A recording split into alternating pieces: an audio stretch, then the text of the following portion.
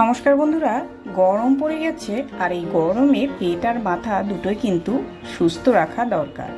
তাই জন্য আমি নিয়ে এসেছি একটা দারুণ সুস্বাদু বেল রেসিপি। তো দেখতে থাকুন পুরো ভিডিওটি।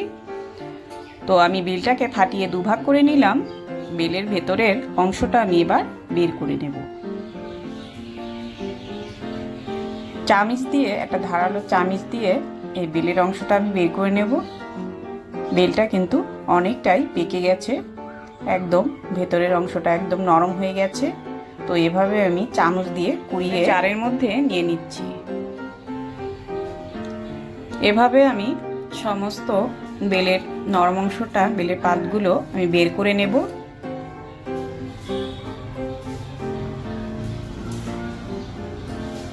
একদম নরম হয়ে গেছে আর বেলটা কিন্তু গুটিটা অত সেরকম নেই, বীজটা কিন্তু একদম কম।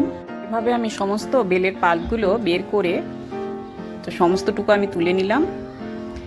এটা কিন্তু আপনারা একটা পাত্রের মধ্যে নিয়ে তারপর এটাকে জল দিয়ে একটু মেখে চটকে চটকে বের করে নিতে পারেন।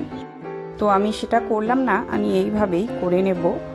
তো সমস্ত বেলের পাল্প আমার বের করা হয়ে গেল। এবার আমি দুভাগ করে তারপর দুবার একটু জল দিয়ে তারপর একটু ঘুরিয়ে নেব। হালকা করে আমি মিশ্রণটা বানিয়ে নেব জল দিয়ে।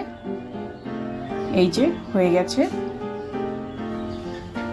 আর একটু জল দিয়ে আরো একবার ঘুরিয়ে নেব। তো এভাবে আমি ঘুরিয়ে নিলাম। এবার আমি পুদিনা পাতা তুলে নেব। আমি বাড়িতে কিছু পুদিনা গাছ লাগিয়েছিলাম, সেটা একটু আমি টবের মধ্যে বুনে নিয়েছিলাম, সেটা হয়েছে। তো আমি 2-4টে পাতা তুলে দিচ্ছি। তো এই যে এভাবে আমি 2-4টে পাতা ভালো করে পরিষ্কার করে জল দিয়ে দুবার ধুয়ে, ফ্রেশ জল দিয়ে ধুয়ে তারপর আমি জারের মধ্যে নিয়ে নেব। এবার মিষ্টির জন্য একটু গুড় নিয়ে নিলাম, আপনারা চাইলে চিনিও নিতে পারেন। আর স্বাদ অনুযায়ী একটু নুন নিয়ে নিলাম, আর একটু গ্রাইন্ড করে নিলাম।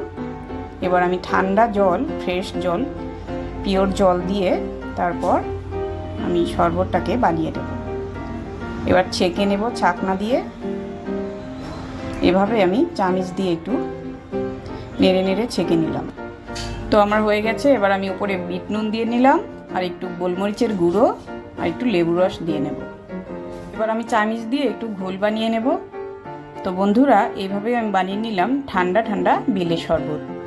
ভিডিওটি কেমন লাগলো একটু কমেন্টে জানিয়ে দেবেন। আর সুস্থ থাকুন, ভালো থাকুন, এইভাবেই চোখ রাখুন মঞ্জুস কিচেনে। ধন্যবাদ।